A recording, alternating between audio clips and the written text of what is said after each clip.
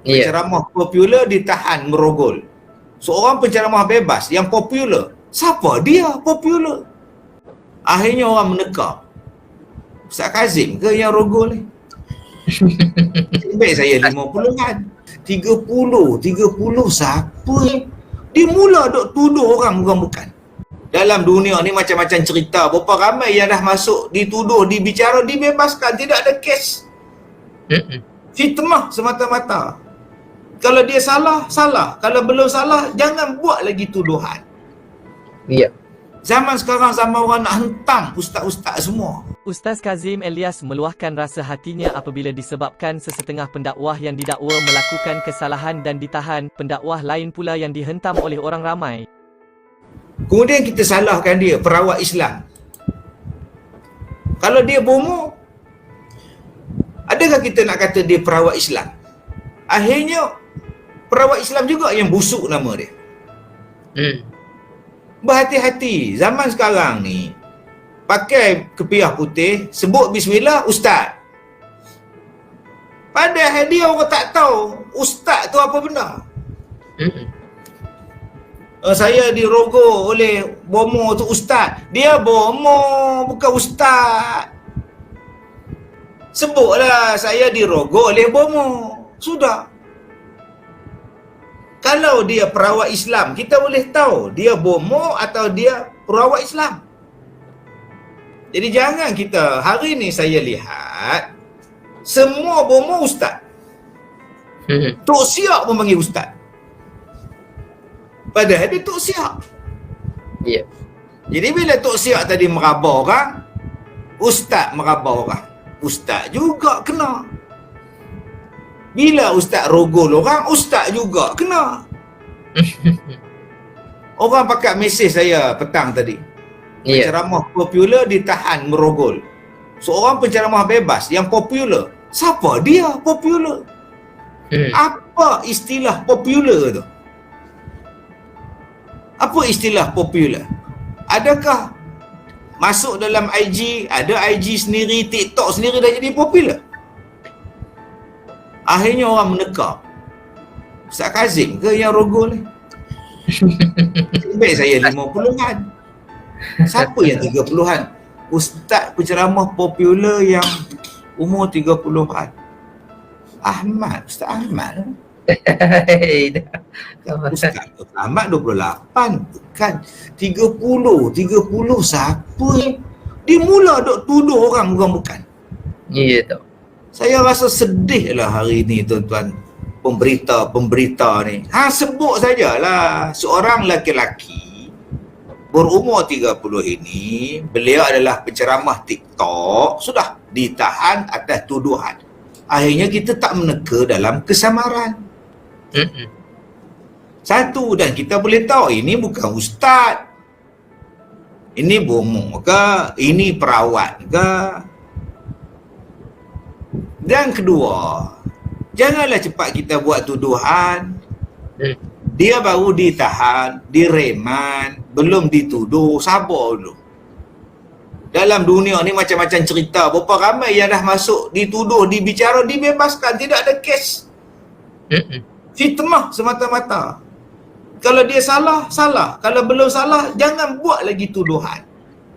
Ya. Zaman sekarang zaman orang nak hentam ustaz-ustaz semua. Kalau salah, tetap kita kata salah. Kita tak boleh lindung. Ustaz ke, penceramah ke, siapa ke. Salah. Tetapi belum didapati lagi. Dibicara pun belum. Kan? Takkan kita terus nak hentam. Inilah dia, penunggang agama. Semua ustaz tak boleh pakai. Semua ustaz jahat. Penunggang nafsu. Astaghfirullahalazim. Ustaz, saya buat Saya nyorok belakang langsir ni. Saya tak marah. Mana saya marah.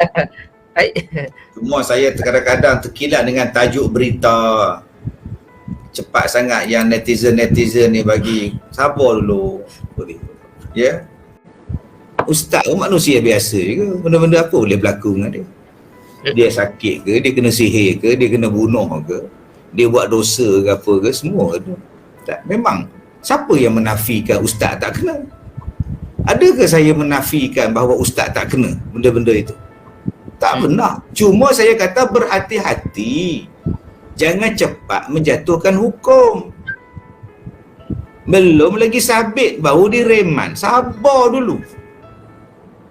Sabar. Dan kalau didapati bersalah, bersalahlah. Kalau didapati tak bersalah, macam mana kita nak minta maaf ke dia? Sabar dulu. Orang Islam ni dia sabar. Dia tak komen satu benda yang dia tak tahu. Dia sabar. Dia serah pada pihak berkuasa. Buat siasatan. Buat penghukuman, penghakiman seadil-adilnya. Dah. Tapi manusia tetap manusia. Cuma janganlah satu orang buat salah, kita balun semua sekali. Salah tu. Okey? Dan jangan biarkan kita menjadikan orang lain pun memandang serong kepada institusi agama.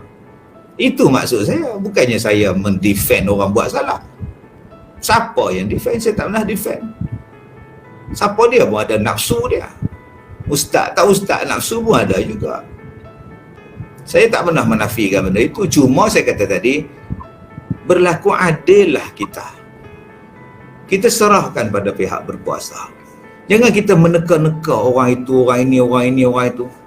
Dan pihak media pun sebut nama terus pun salah. Supaya tak jadi fitnah dan sebagainya. Ini pakat duk teka siapa dia, yang ni ke, dah jadi rosak dah. Ini yang saya tegur tadi. Okey. Alangkah. Adakah saya menjawab dengan tidak kasih sayang, Ustaz Ahmad? Saya tegas. Ada benda yang saya jawab biasa, ada yang saya tegas. Bukan saya marah. Dalam agama kena ada tegas, benda tegas-tegas. Ya. Ini kira baik ni. Kalau dengar dengan guru-guru kita dulu-dulu, lagi garang dia bagi ni. Saya tak garang ni. Saya tegas. Saya tegas dalam jawapan saya. Okey? Saya katakan tadi, jangan semua orang kita panggil ustaz. Kadang dia bomoh. Baca Quran pun salah. Kita panggil ustaz. Tiba-tiba bila dia raba kita, kita kata ustaz raba saya. Sebutlah, bomoh meraba saya. Bukannya ustaz. Cepat sangat label ustaz tu diberikan. Itu maksud saya, Syawang. Ya, bukan saya mawaddah warahmah, kejadah apa saya nak jawab garang-garang. Cuma saya tegas di dalam penjawapan saya. Kalau benda tu haram adalah haram. Kalau anda dirogol, report polis. Jangan senyap. Tuntut hak anda. Adakah itu saya garang? Adakah saya marah? Buat apa saya nak marah? Soalan-soalan anda tak menjadikan saya rugi pun nak marah siapa. Cuma saya tegas. Jadi, kena bezakan antara tegas dengan marah. Marah saya tumbuk skrin, itu marah. Syarat sah jualan, mesti mengetahui benda apa yang dibeli, benda apa yang dijual. Ya. Kemudian, dan kita tahu apa benda yang dibeli, dijual dan harganya. Kemudian ada persetujuan, redha meredai pula. Jadi kalau tak tahu benda apa yang dibeli, meragau je, tak mahu jualan macam tu. Kalau ada unsur-unsur rugi, rugi ya. ada unsur-unsur yang boleh merugikan si pembeli tanpa keredaan dan sebagainya, itu mungkin ada benda yang tak elok lah. Dalam bisnes ada satu istilah nama dia gharar. Lain kalau katakan buah ikan, selonggok sekilo ni selonggok RM5, maknanya dia dah timbang semua, lain cerita. Ya. Tapi kalau kita tak tahu apa benda yang dicedok, dia seolah-olah macam ada mungkin benda tu murah, mungkin benda tu mahal, ada kita tak nak macam tu. Kita tak pasti apa yang kita beli, kita tak pasti apa yang kita cedok, kita jual je, tak mau. Terima kasih kerana menonton. Kalau anda suka video ini, jangan lupa untuk like, share dan subscribe. Kita jumpa lagi dalam video akan datang.